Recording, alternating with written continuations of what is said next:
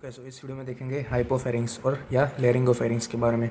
अब इसकी वॉल सबसे पहले देखते हैं। तो ये एक्सटेंड कहाँ से कहाँ तक करता है, तो सुपीरियरली हायोड बोन, ठीक है, और inferiorly to the cricoid cartilage,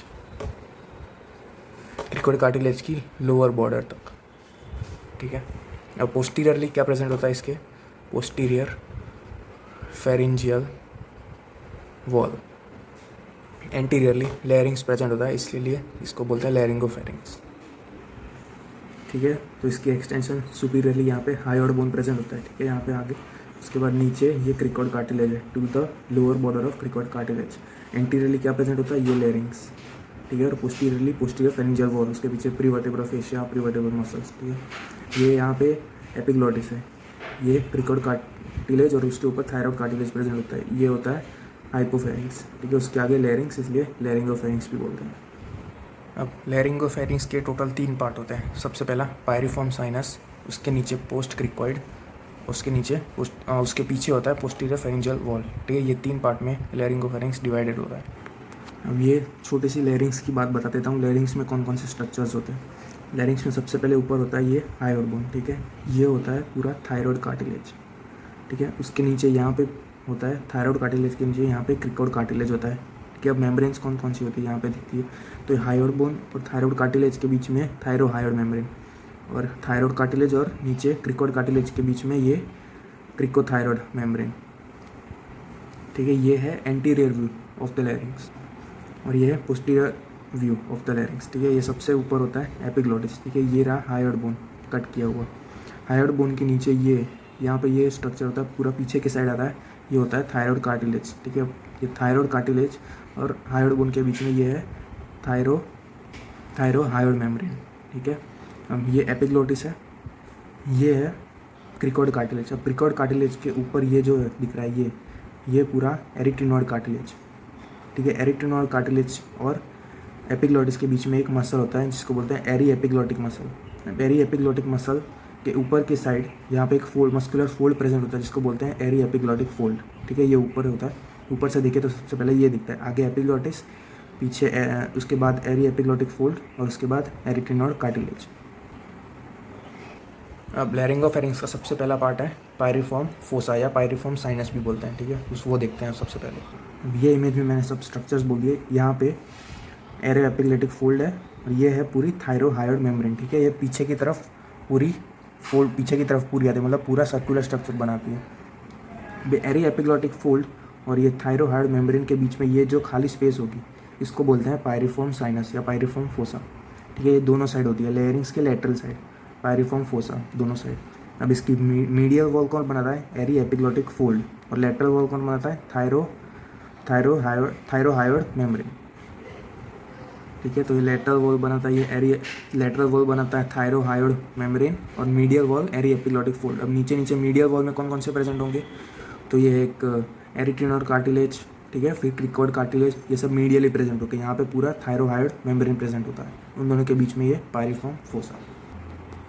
okay, सो ये है पूरा पोस्टीरियर व्यू, ठीक है। ये है एपिग्लोटिस, ये है क्रिकोइड कार्टिलेज, ये थायरॉइड कार्टिलेज, सॉरी। अब थायरॉइड कार्टिलेज होता है वो पीछे पोस्टीरियर पूरा सराउंड नहीं करता, पोस्टीरियर में थोड़ा सा डेफिशिएंट होता है, और क्रिकोइड कार्टिलेज है जो पूरा सर्कुलर होता है, ठीक है। तो थायरॉइड कार्टिलेज सिर्फ यहाँ तक होता है, यहाँ से एंटीरियरली पूरा सर्कल घूमेगा, फिर पोस्टीरियरली थायरॉइड कार्टिलेज प्रेजेंट नहीं होता, क्रिकोइड कार्टिलेज पूरा सर्कुलर कार्टिलेज होता है, ठीक है। अब ये एपिग्लोटिस है, यहाँ पे क्रिकोइड कार्टिलेज के ऊपर एरिक्टिनॉइड प्रेजेंट है, यहाँ पे यहाँ पे होता है ये एरी एपिग्लोटिक फोल्ड है, ये जो है एरी एपिग्लोटिक फोल्ड, ठीक है, दोनों। और यहाँ पे थायरॉइड कार्टिलेज प्रेजेंट होता है, थायरॉइड कार्टिलेज और ऊपर हायोड बोन होता है, इन दोनों के बीच में थायरोहायोड मेम्ब्रेन। अब उन दोनों के बीच में जो स्पेस है ये वाली, इसको बोलते हैं पायरिफॉर्म साइनस या पायरिफॉर्म फोसा। ये एंडोस्कोपिक व्यू है, ठीक है। ये पूरा एपिग्लोटिस है, ये एरिक्टिनॉइड कार्टिलेज है। अब एपिग्लोटिस और एरिक्टिनॉइड कार्टिलेज के बीच में ये एरी एपिग्लोटिक फोल्ड, ठीक है, एरी एपिग्लोटिक फोल्ड। अब उसमें अब ये वाला जो स्ट्रक्चर दिख रहा है ये पूरा, ये होता है थायरोहायोड मेम्ब्रेन, ठीक है। अब थायरोहायोड मेम्ब्रेन और एरी एपिग्लोटिक फोल्ड के बीच में ये जो खाली स्पेस दिख रही है इसको बोलते हैं पायरिफॉर्म साइनस या पायरिफॉर्म फोसा। इसका सिग्निफिकेंस ये है कि यहाँ पे जब खाना खाते हैं तब फूड यहाँ पे स्टक हो जाता है वो कोई डायमंड्स या कुछ गोल्ड स्मगलिंग कर रहे होते हैं उसके लिए यहाँ पे ये सब छुपाने के लिए इस जगह का यूज़ करते हैं। यहाँ पे स्टक हो जाता है इसलिए यहाँ पे डाल देते हैं पायरिफॉर्म फोसा में। दूसरी जो लेटरल वॉल ऑफ पायरिफॉर्म फोसा है, यहाँ पे इंटरनल लैरिंजियल नर्व रन कर रही होती है, इसलिए अगर लोकल एनेस्थीसिया देना हो तो ये सबसे इजीली एक्सेसिबल साइट है लोकल एनेस्थीसिया देने के लिए।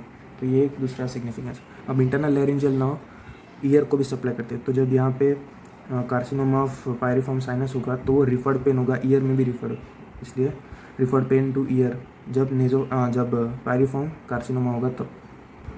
ठीक है, अब यहाँ पूरा अपर पार्ट में होता है पायरिफॉर्म साइनस। ठीक है, अब लोअर पार्ट हाइपोफेरेंक्स का जो लोअर पार्ट होता है उसको बोलते हैं पोस्ट क्रिकॉइड पार्ट, क्योंकि ये क्रिकॉइड कार्टिलेज के पीछे होता है। एंटीरियरली क्रिकॉइड कार्टिलेज होता है, ठीक है, और पोस्टीरियर फेरिंजियल वॉल होती है। अब जो post cricoid part of hypopharynx है वो most common site of carcinoma in female suffering from Plummer Vinson syndrome.